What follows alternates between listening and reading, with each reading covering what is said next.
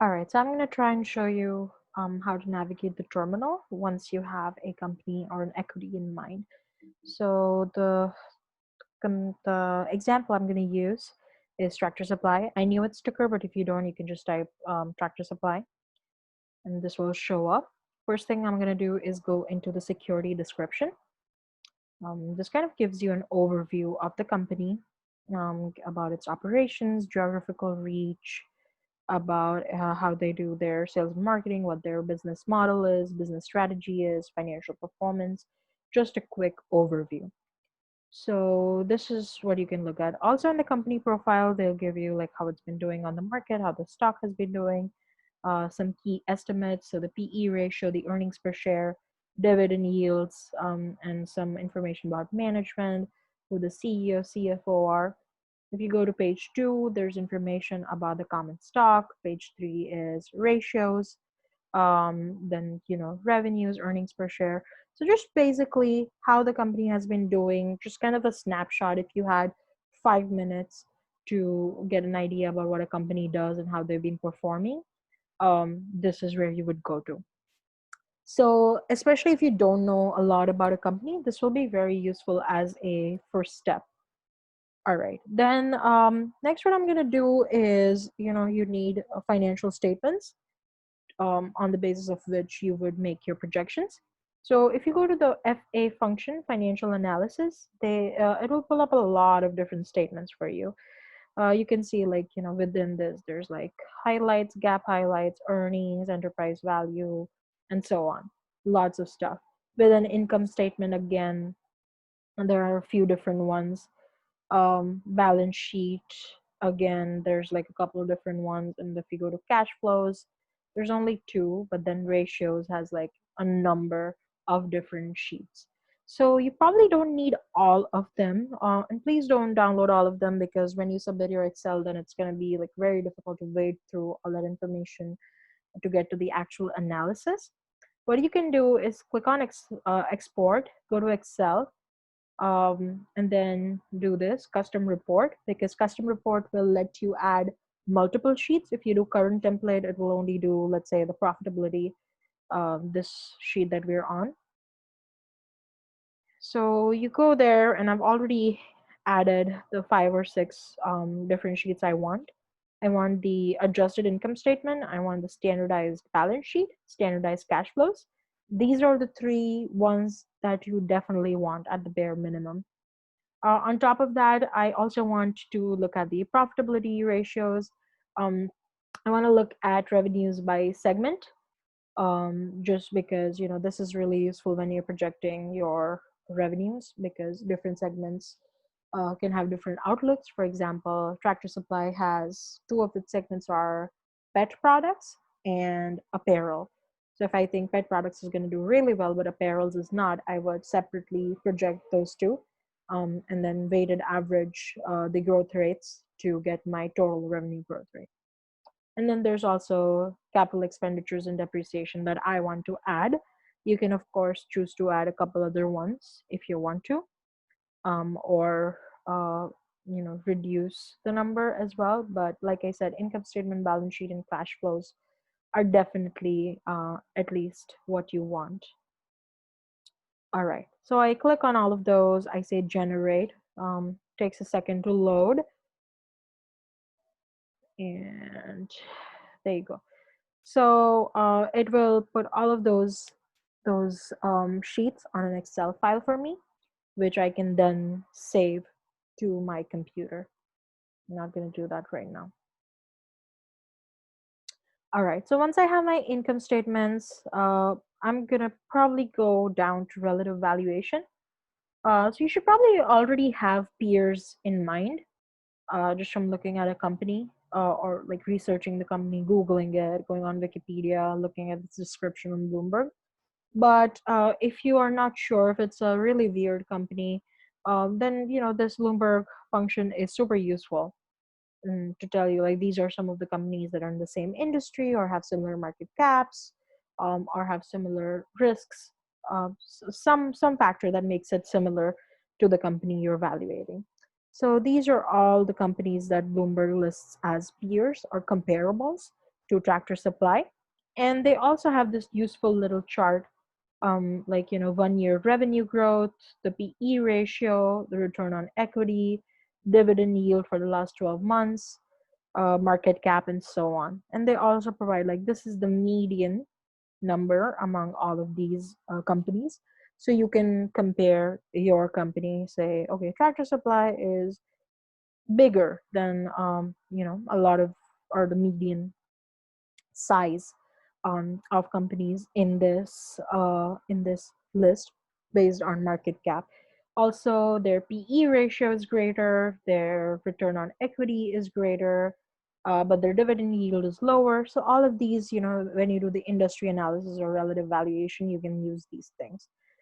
Again, lots of different things here that you can look at, and you can export the data, the tables as well. Next thing I am going to look at is the beta function. Just going to do historical beta. So when you're calculating your cost of equity, you need, if you are using the capital asset pricing model, or the CAPM, the equation for that model requires the equity beta. Now, you don't have to use the Bloomberg beta. There's beta available on Value Line, on Yahoo Finance, number of other sources. But what I like about the Bloomberg's beta function is that they kind of let you modify what range of time you want the beta over. So you can do the 6-month beta, you can do the just this year's beta until today. You can do 1 years, 2 years, 5 years, or the maximum amount of time that this company has been, publicly traded. So this is useful because for a company like Tractor Supply, I would not want like a 2-year or 3-year beta. I'd probably do a 5-year or 10-year beta because it's relatively the same business model.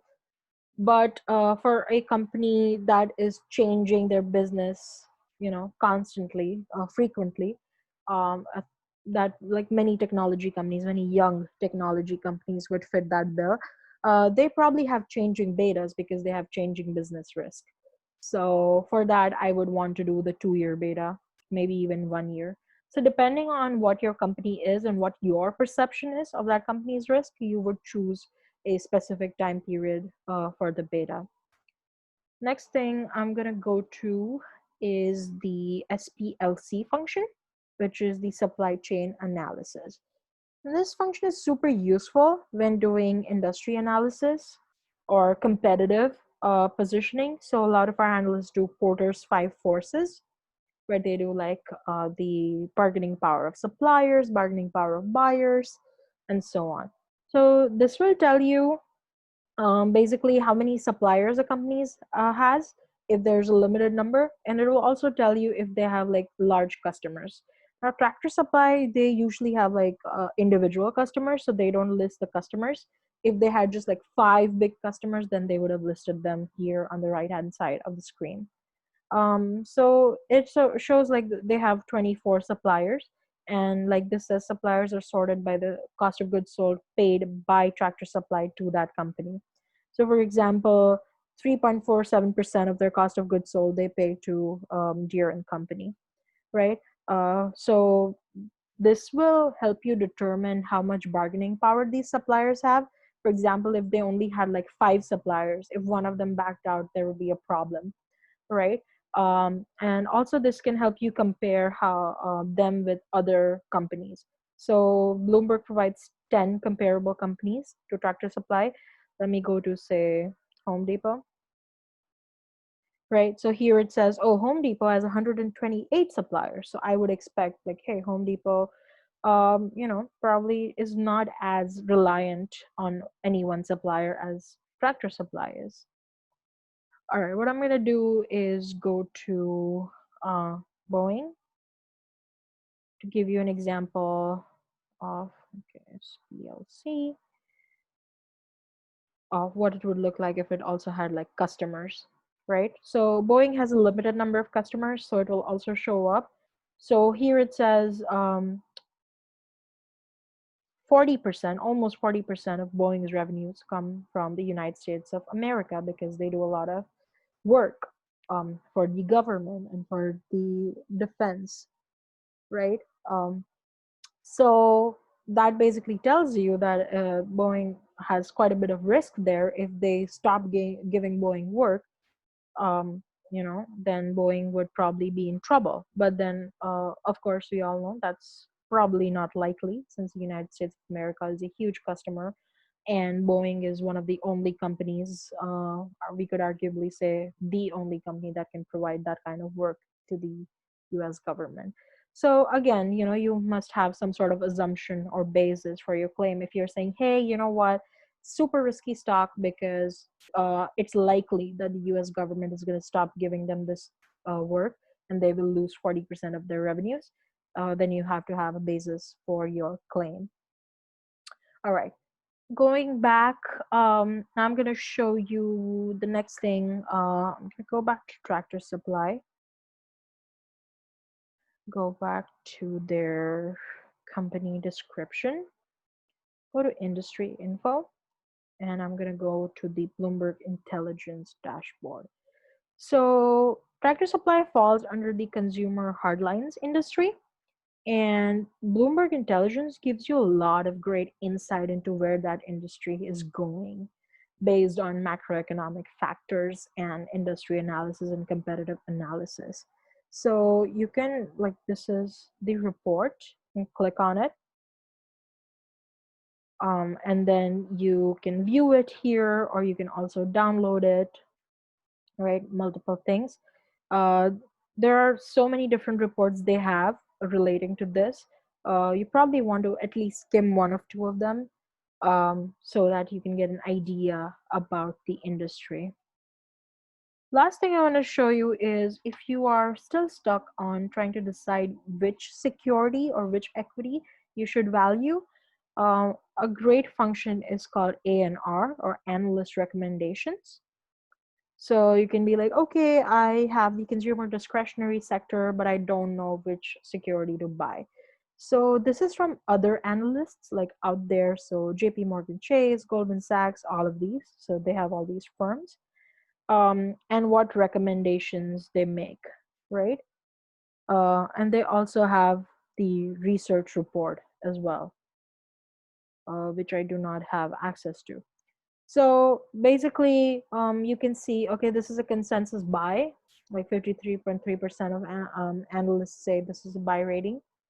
So you can say, okay, yeah, I will use this company, because if you are trying to make a buy recommendation, if you're trying to pick a company to buy for the portfolio, you're probably better off picking a consensus buy, because it will be more likely that you will come up with a buy recommendation. Another example is, let's go to Boeing, let's do ANR,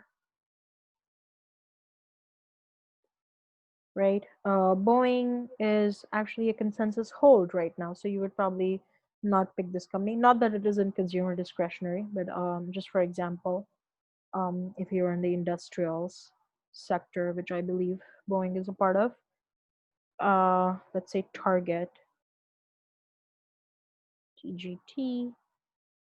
Target is consumer discretionary. I'll go to ANR function, and Target is also a consensus buy, right? So you can then choose, like, hey, I think this would be a good company, and I also confirm that's a consensus buy, so I'm going to choose this one, right? That's all for Bloomberg.